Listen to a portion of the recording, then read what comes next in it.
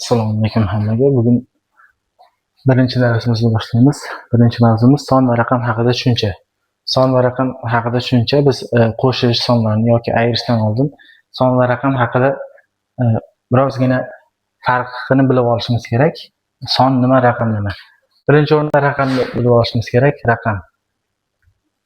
Raqam bu 0 dan 9 gacha bo'lgan, ya'ni 0, 1, 2, 3, 4, 5, 6, 7, 8 va 9.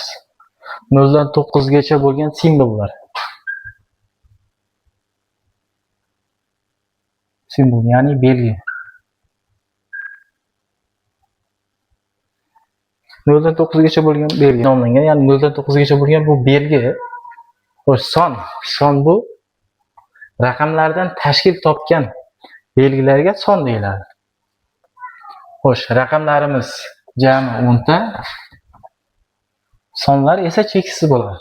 Ya'ni mana bu 1, 2, 3 va hokazo 27. Yana misol uchun 98. Xo'sh, sonning o'zi ham ikki turga bo'linadi. Rim raqamlari va arab raqamlari.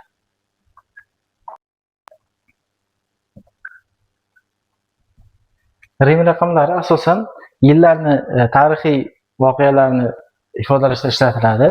1 degani 2 ta tayoqcha, 2 degani 3 ta tayoqcha, 3 va bitta v ning oldida bitta tayoqcha bo'ladigan bo'lsa bu 4 degani, v ning o'zi 5 degani, x 10 degani va hokazo ketaveradi. Xo'sh, Rim raqamlarini yozish sal qiyinroq arab raqamlariga qaraganda. Arab raqamlari bu biz kundalik hayotda foydalanadigan raqamlarimiz. Xo'sh, son va raqam haqida tushuncha shu. Keyin xo'sh, sonlarning o'zi ham bir nechta turlarga bo'linadi. Birinchi o'rinda natural sonlar.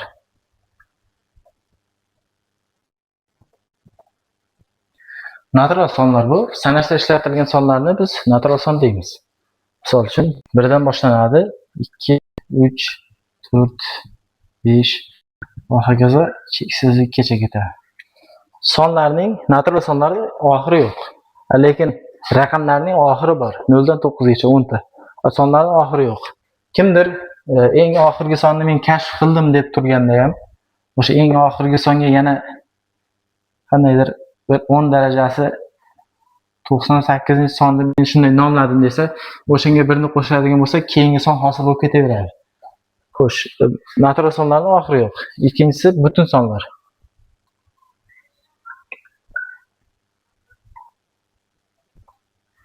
Butun sonlar.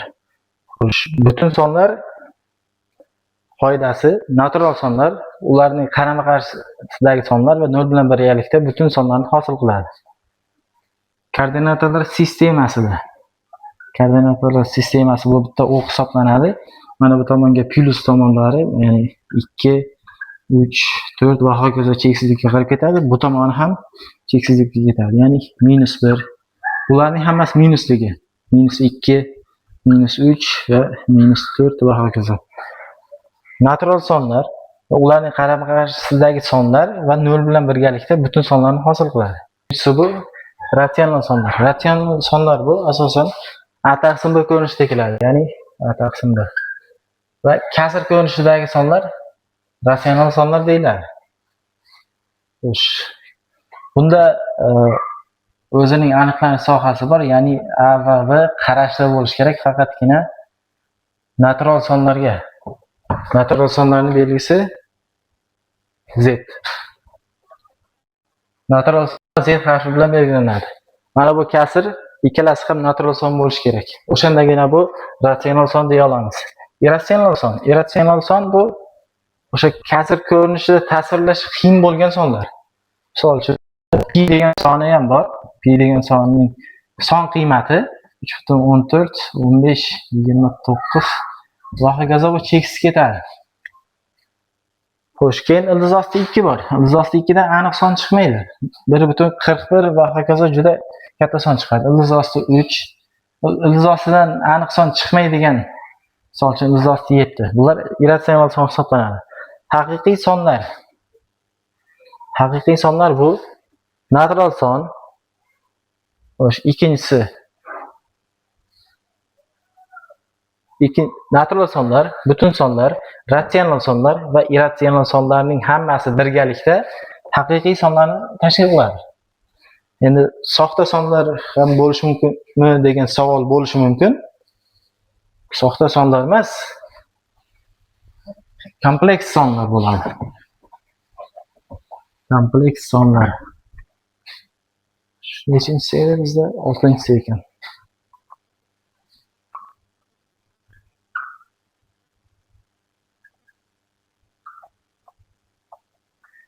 Kompleks sonlar bu inson tasavvur qila olmaydigan sonlarni biz kompleks sonlar deymiz. Misol uchun i degan soni bor. I ildizosida aslida kvadrat ildizdagidan minusdan hech qachon chiqmaydi. Lekin bunda esa i ning kvadrati teng bo'lib qoladi -1.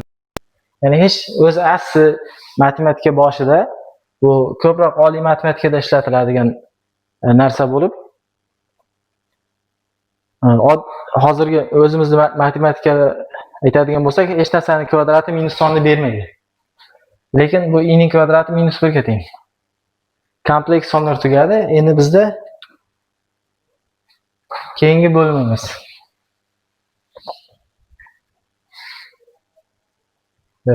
Musbat sonlar.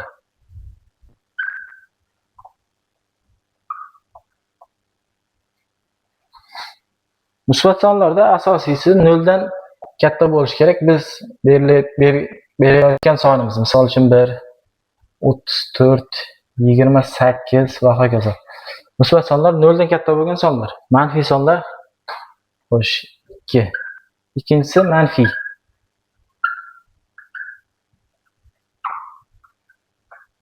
Bu sonlar 0 dan kichkina, -1, -39, -47 va hokazo.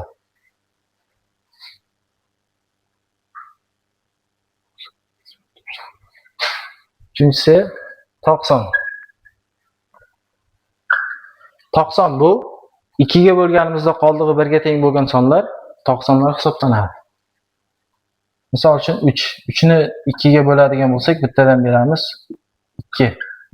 Ayiradigan bo'lsak 1 qoldiq. 2 ga bo'lganimizda qoldig'i 1 ga teng bo'lgan sonlar bizda 90lar ekan. 90 bo'lgandan keyin juft sonni ham ko'rib olamiz. Juft son. Xo'sh, endi juft sonning foydasi 2 ga bo'lganimizda qoldig'i 0 ga teng bo'lgan sonlar juft son hisoblanadi. Yana 4. 4 ni 2 ga bo'lsak, 2 dan bersak, 4 ayirsak 0 qoldiq. Qoldig'i 0 ga teng bo'lyaptimi? Yana qoldiq chiqmaydi desa ham bo'ladi. Qoldig'i 0 ga teng bo'ldimi? Bular juft